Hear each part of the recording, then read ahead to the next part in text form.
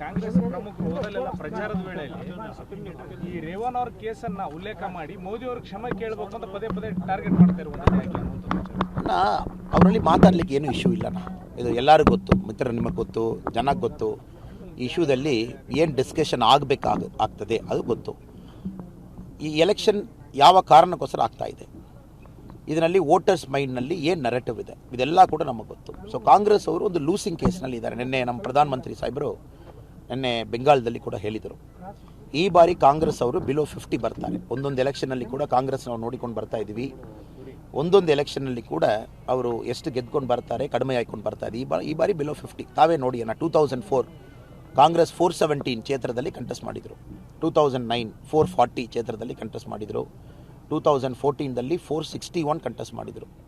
2019 421 contest ಮಾಡಿದರು. ಇಷ್ಟು ಲೋಕಸಭಾ ಕ್ಷೇತ್ರದಲ್ಲಿ ಅಭ್ಯರ್ಥಿ ಕಂಟೆಸ್ಟ್ ಮಾಡಿದರು. ಈ ಬಾರಿ ಬಿಲೋ 300. ಅರ್ಧ ಕ್ಷೇತ್ರದಲ್ಲಿ ಕೂಡ ಕಂಟೆಸ್ಟ್ ಮಾಡಲಿಕ್ಕೆ ಆಗ್ತಾ ಇಲ್ಲ, ಕ್ಯಾಂಡಿಡೇಟ್ ಇಲ್ಲ. ಏನು ರಾಹುಲ್ ಗಾಂಧಿ ಅವರು ನಿನ್ನೆ ನಾವು ನೋಡಿದ್ದೀವಿ, ರೇಬೆರಲಿದಲ್ಲಿ last day of nomination, last ಅವರ್ದಲ್ಲಿ ಹೋಗಿ ನಾಮಿನೇಷನ್ ಮಾಡಿಕೊಂಡು ಬಂದಿದ್ದರು. ಇದಕ್ಕೆ ಮುಂಚೆ 3 ಬಾರಿ ಅಮೇಥಿದಲ್ಲಿ ಗೆದ್ದಿದ್ರು, ಅಲ್ಲಿ ಕೂಡ ಹೋಗ್ಲಿಕ್ಕೆ ಅವ್ರಿಗೆ ಮನಸ್ಸಿಲ್ಲ. ಸೊ ಇದೆಲ್ಲ ಕೂಡ ಜನಕ್ಕೊಂದು ಕ್ಲಿಯರ್ ಪಿಕ್ಚರ್ ತೋರಿಸ್ತಾ ಇದೆ. ಕಾಂಗ್ರೆಸ್ ಪಕ್ಷ ನಾವು ಎಲೆಕ್ಷನ್ ಅದು ಪಾರ್ಟ್ ಟೈಮ್ ಪಾಲಿಟಿಕ್ಸ್ ಮಾಡ್ತಾ ಇದ್ದೀವಿ, ಯಾವುದೋ ಎಲೆಕ್ಷನ್ನಲ್ಲಿ ಮಾತಾಡಬೇಕು ಮಾತಾಡ್ತಾ ಇದ್ದೀವಿ.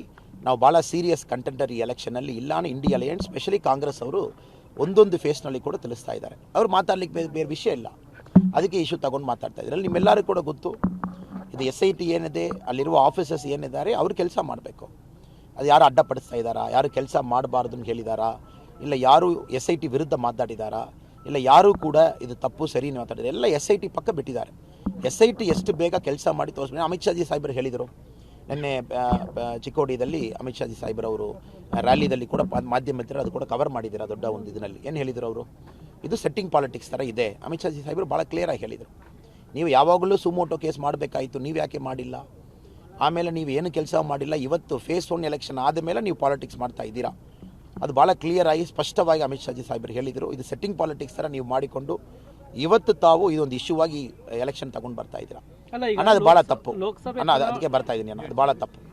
ಈ ಥರ ಒಂದು ಅಫೆನ್ಸು, ಈ ಥರ ಒಂದು ಘಟನೆ ಆಗುವಾಗ ಅದು ಭಾಳ ಗಂಭೀರವಾಗಿ ಇನ್ವೆಸ್ಟಿಗೇಟ್ ಮಾಡಿ ಯಾರು ತಪ್ಪು ಮಾಡಿದಾರೋ ಕ್ರಮ ಕೈಗೊಳ್ಬೇಕು. ಅದರಲ್ಲಿ ಯಾವುದೇ ಒಂದು ಇದಿಲ್ಲ. ಇದೇ 2019 ಅಲಯನ್ಸ್ನಲ್ಲಿ ಇವರಿದ್ದರು, ಇವತ್ತು ಅಲಯನ್ಸ್ನಲ್ಲಿ ಇಲ್ಲ. ಉಲ್ಟಾ ಪುಲ್ಟಾ ಮಾತಾಡ್ತಾ ಇದ್ದಾರೆ. ಇದು ಜನ ಎಲ್ಲ ನೋಡ್ತಾ ಇದ್ದಾರೆ. ಈ ಎಲೆಕ್ಷನಲ್ಲಿ ಏನು Karnataka development, Tamil Nadu development, India development, ಇದೇ ಈ ಎಲೆಕ್ಷನ್ ಅಲ್ವಣ್ಣ. ಈ ಎಲೆಕ್ಷನಲ್ಲಿ ಜನ ಅದೇ ನೋಡ್ತಾ ಇದ್ದಾರೆ. ಪ್ರೈಮ್ ಮಿನಿಸ್ಟರ್ ಯಾರು, ಇವರು ಎಷ್ಟೋ ಕಾಂಗ್ರೆಸ್ ಮಾತಾಡಲಿ, ಎಷ್ಟೋ ನ್ಯೂಸ್ ಪೇಪರ್ನಲ್ಲಿ ಆ್ಯಡ್ ಕೊಡಲಿ, ಜನ ಹೇಳುವುದು ಪ್ರೈಮ್ ಮಿನಿಸ್ಟರ್ ಯಾರು, ಯಾರಿಗೆ ನಾನು ಓಟ್ ಹಾಕಬೇಕು, ನನ್ನ ಓಟ್ ಯಾರಿಗೆ ಹೋಗ್ತದೆ, ಆ ಮನುಷ್ಯ ಯಾರು, ಇದು ಗೊತ್ತಿಲ್ಲದೆ ಕಾಂಗ್ರೆಸ್ ಅವರು 2 ಫೇಸ್ ಮಾಡಿ ನಾಡಿದ್ದು 3ನೇ ಫೇಸು ಮಾಡ್ತಾ ಇದ್ದಾರೆ. ಇನ್ನು ಪ್ರೈಮ್ ಮಿನಿಸ್ಟರ್ ಕ್ಯಾಂಡಿಡೇಟ್ ಯಾರನ್ನು ಇಂಡಿಯಾ ಅಲಯನ್ಸ್ ಹೇಳಿದಾರಣ್ಣ, ಹೇಳಿ ಸರ್. ಈಗ ಪ್ರಜ್ವಲ್ ರೇವಣ್ಣ ಕೇಸ್ ಇದೆಯಲ್ಲ ಸರ್, ನಮ್ಮ ಸ್ಟ್ಯಾಂಡ್ ಏನು ಸರ್? ತಾವು ಒಬ್ಬ IPS ನಾವು ಭಾಳ ಕ್ಲಿಯರ್ ಆಗಿ, ನಾವು ಭಾಳ ಸ್ಪಷ್ಟವಾಗಿ ಹೇಳ್ತೀವಿ. ನಮ್ಮ ಸ್ಟ್ಯಾಂಡ್ IPS ಆಫೀಸರ್ ಬಿಟ್ಬಿಡಿ, ನಾವು ಸಾಮಾನ್ಯ ಮನಿತನಾಗಿ ನಮ್ಮ ಸ್ಟ್ಯಾಂಡ್. ಎಲ್ಲರೂ ಕೂಡ ಒಂದು ಸಾಮಾನ್ಯ ಮನಿತರಾಗಿ ತಾವಿದ್ದೀವಿ, ನಾವಿದ್ದೀವಿ. ಸೊ ಈ ಥರ ಘಟನೆ ಏನು ನಮ್ಮ ಪಬ್ಲಿಕ್ಗೆ ಬಂದು ಈ ಥರ ಬಂದಿತ್ತು, ನ್ಯೂಸ್ ಪೇಪರ್ನಲ್ಲಿ ಚರ್ಚೆ ಮಾಡ್ತೀರಾ, FIR ಮಾಡಿದರು, ಇದೆಲ್ಲ ಕೂಡ ಒಂದು ಪಾಲಿಟಿಕ್ಸ್ನಲ್ಲಿ ಏನು ಆಗಬಾರ್ದು ಆ ಥರ ಒಂದು ಘಟನೆ, ಯಾರೂ ಕೂಡ ಇದು ಆಗಬಾರ್ದು. ಅದಕ್ಕೆ ನಾವು ಹೇಳ್ತಾ ಇದ್ದೀವಿ, SIT ಇನ್ವೆಸ್ಟಿಗೇಟ್ ಮಾಡಲಿ. ನಾವೆಲ್ಲರೂ ಕೂಡ ಒಂದು ಪೊಲಿಟಿಷಿಯನ್ ಆಗಿ, ಸಾಮಾನ್ಯ ಮನಿತರಾಗಿ ಇದ್ರ ಬಗ್ಗೆ ಮಾತು, ಅದಕ್ಕೊಂದು ಮಾತು, ಅವ್ರಿಗೆ ನ್ಯಾಯ ಸಿಗ್ತದಾ? ಆ ಹೆಣ್ಮಕ್ಳಿಗೂ ನ್ಯಾಯ ಸಿಗಬೇಕನ್ನ ಇನ್ವೆಸ್ಟಿಗೇಷನ್ ತನಿಖೆ ಸಂಪೂರ್ಣವಾಗಿ ಆಗಬೇಕು, ಬೇಗ ಆಗಬೇಕು. ಅದು ಮಾತ್ರ ನ್ಯಾಯ ಕೊಡ್ತದೆ. ಮೀಡಿಯಾದಲ್ಲಿ ಒಂದೊಂದು ಪೊಲಿಟಿಕಲ್ ಲೀಡರ್ ಒಬ್ಬೊಬ್ಬರು ಮಾತಾಡಿ ಅದರಲ್ಲಿ ಯಾರಿಗೆ ನ್ಯಾಯ ಸಿಕ್ಕಲ್ಲಣ್ಣ. ಅದಕ್ಕೆ ನಾವು ಹೇಳುವುದು, ನೀವು ಇನ್ವೆಸ್ಟಿಗೇಟ್ ಮಾಡಿ, ನಿಮ್ಮ ಕೈನಲ್ಲಿ ಎಷ್ಟು ಇದೆ, ಎಷ್ಟು ಕ್ವಿಕ್ಕಾಗಿ ಮಾಡಬೇಕಾಗ್ತದೆ, ಒಂದು ರೆಕಾರ್ಡ್ ಸ್ಪೀಡ್ನಲ್ಲಿ ಇನ್ವೆಸ್ಟಿಗೇಷನ್ ಮಾಡಿ ತೋರಿಸಿ. ಅದೇ ನಾವು ಇಲ್ಲ ಡ್ಯಾಮೇಜ್ ಏನನ್ನ, ಇದೆಲ್ಲ ಡ್ಯಾಮೇಜ್ ಏನನ್ನ ಇದೆ. ನೀವು JDS ಬೇರೆ ಪಕ್ಷ, BJP ಬೇರೆ ಪಕ್ಷ, ಅಲಯನ್ಸ್ನಲ್ಲಿ ನಾವು ಇದ್ದೀವಿ. ಇಬ್ಬರು ಒಂದೇ ಪಕ್ಷವಾಗಿದೆ, ಪಾರ್ಟಿ ಮೆರ್ಜ್ ಮಾಡ್ಬೋದಾಯ್ತಲ್ವಾ? ಬೇರೆ ಬೇರೆ ಪಕ್ಷ, ಪ್ರಿನ್ಸಿಪಲ್ಸ್ ಬೇರೆ ಬೇರೆ. ಬಟ್ ಈ ಎಲೆಕ್ಷನ್ನಲ್ಲಿ NDAದಲ್ಲಿ ಎಲ್ಲ ಶಾಮೀಲಾಗಿದ್ದಾರೆ. ಕಾರಣ ನರೇಂದ್ರ ಮೋದಿ ಸಾಹೇಬರು ಬರಬೇಕು, 3ನೇ ಬಾರಿ ಬರಬೇಕು. ಅದು ದೇವೇಗೌಡರು ಸಾಹೇಬ್ರವರೇ ಖುದ್ದಾಗಿ, ಫಾರ್ಮರ್ ಪ್ರೈಮ್ ಮಿನಿಸ್ಟರ್, ಈ ಏಜ್ನಲ್ಲಿ, ಈ ಬಿಸಿಲಲ್ಲಿ ಅವರು ಪ್ರಚಾರ ಮಾಡ್ತಾ ಇದ್ದಾರೆ.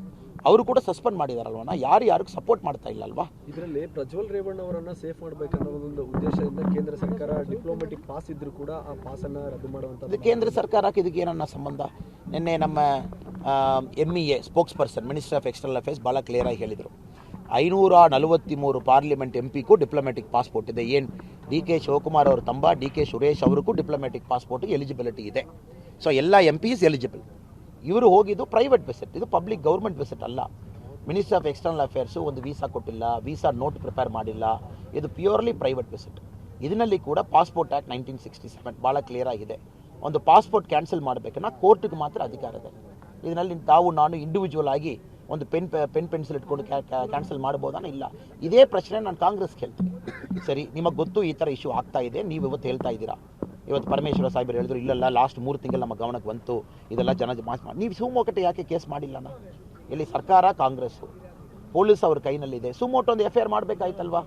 ನೀವು ಅವರು ಪ್ರಜ್ವಲ್ ಅವ್ರ ಬಗ್ಗೆ ಹೇಳ್ತಾ ಇದ್ದೀರಾ. ಅವರು ಹಾಸನ್ಲಿருந்து ಬ್ಯಾಂಗ್ಳೂರ್ ಏರ್ಪೋರ್ಟ್ವರೆಗೆ ಹೋಗಿ ಫ್ಲೈಟ್ ಹತ್ತಿದ್ರು. ಇನ್ ಬಿಟ್ವೀನ್ ಯಾಕೆ ಚೆಕ್ ಪೋಸ್ಟ್ ಹಾಕಿ ನೀವು ಅವ್ರು ಕ್ಯಾಚ್ ಮಾಡಿಲ್ಲ? ಯಾಕೆ ನೀವು ಸ್ಟಾಪ್ ಮಾಡಿಲ್ಲ? ಹಾಸನ್ ಪೊಲೀಸ್ ಯಾಕೆ ಮನೆಗೆ ಹೋಗಿಲ್ಲ? ಇದೆಲ್ಲ ಏನು ನೀವು ಮಾಡಿಲ್ಲ, ಏನು ಮಾಡಿಲ್ಲ. ಅದೇ ಅಮಿತ್ ಶಾ ಸಾಹೇಬ್ರು ಸೆಟ್ಟಿಂಗ್ ಪಾಲಿಟಿಕ್ಸ್ ಥರ ಇದೆ ನೆನ್ನೆ ಹೇಳಿದರು ಚಿಕ್ಕೋಡಿಯಲ್ಲಿ ಮಾತಾಡುವಾಗ. ಏನು ಮಾಡಿಲ್ಲ, ಬೇಸಿಕ್ ಹೋಮ್ವರ್ಕ್ ಮಾಡಿಲ್ಲ.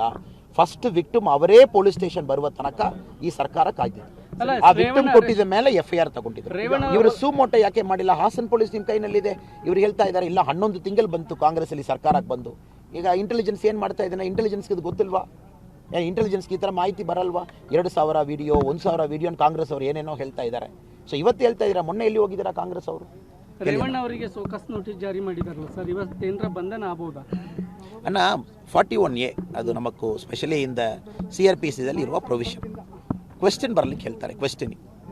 ಸೊ ಆಮೇಲೆ ಒಂದು ಪೊಲೀಸ್ ಆಫೀಸರ್, ಇನ್ವೆಸ್ಟಿಗೇಟಿಂಗ್ ಆಫೀಸರ್ ಏನು ಕ್ರಮ ತಗೊಳ್ತಾರೆ, ಅವರು ಎವಿಡೆನ್ಸ್ ಬೇಸ್ ಮೇಲೆ ತಗೊಳ್ತಾರಣ್ಣ. ಎವಿಡೆನ್ಸ್ ಬೇಸ್ನಲ್ಲಿ ಕನ್ಫೆಷನ್ ಸ್ಟೇಟ್ಮೆಂಟ್. ಇದಕ್ಕೆ ಮುಂಚೆ ನಾವು ಪೇಪರ್ನಲ್ಲಿ ಓದ್ತಾ ಇದ್ದೀನಿ ಅಣ್ಣ ಅಷ್ಟೇ. ನಾವು ವಿಕ್ಟಿಮ್ ಬಗ್ಗೆ ನಮಗೆ ಗೊತ್ತಿಲ್ಲ, ನಮಗೆ ಹೆಸರು ಕೂಡ ಗೊತ್ತಿಲ್ಲ ಎಲ್ಲಿದ್ದಾರೇನು. ಪೇಪರ್ನಲ್ಲಿ ಓದುವಾಗ ಮ್ಯಾಜಿಸ್ಟ್ರೇಟ್ ಮುಂಚೆ ರೆಕಾರ್ಡಿಂಗ್ ಮಾಡಿದರು, ಮ್ಯಾಜಿಸ್ಟ್ರೇಟ್ ಮುಂಚೆ 164 CRPC ಸ್ಟೇಟ್ಮೆಂಟ್ ಮಾಡಿದ್ದಾರೆ. ಅದೆಲ್ಲ ಕೂಡ ಅವರು ಎವಿಡೆನ್ಸ್ ಗ್ಯಾದರ್ ಮಾಡ್ತಾ ಇದ್ದಾರೆ. ಸೊ ನಾವು ಮುಂಚೆ ಕೂತ್ಕೊಂಡು ಈ ಥರ ಆಗ್ಬೋದು ಆ ಥರ ಆಗ್ಬೋದು ಎಲ್ಲ ತಪ್ಪಾಗ್ತದೆ. ನಮಗೇನು, ಯಾವ ವಿಕ್ಟಿಮ್ ಇದ್ದಾರೆ ಅವ್ರಿಗೆ ನ್ಯಾಯ ಸಿಗಬೇಕು ಅಲ್ವಣ್ಣ? ಅದಕ್ಕೆ ಅವರು ಯಾರು SITದಲ್ಲಿ ಇದ್ದಾರೆ ಅವರು ಗಂಭೀರವಾಗಿ ನ್ಯೂಟ್ರಲ್ ಆಗಿ ಈ ಕೆಲಸ ಮಾಡಬೇಕು, ಬೇಗ ಮಾಡಬೇಕು. ಸೊ ಕ್ವೆಶ್ಚನ್ಗೆ ಅವ್ರು ಬರಲಿ ಹೇಳಿ ನೋಟಿಸ್ ಜಾರಿ ಮಾಡಿದ್ದಾರೆ. ಅವ್ರು ಬರಲಿ, ಆಮೇಲೆ ನೋಡೋಣ.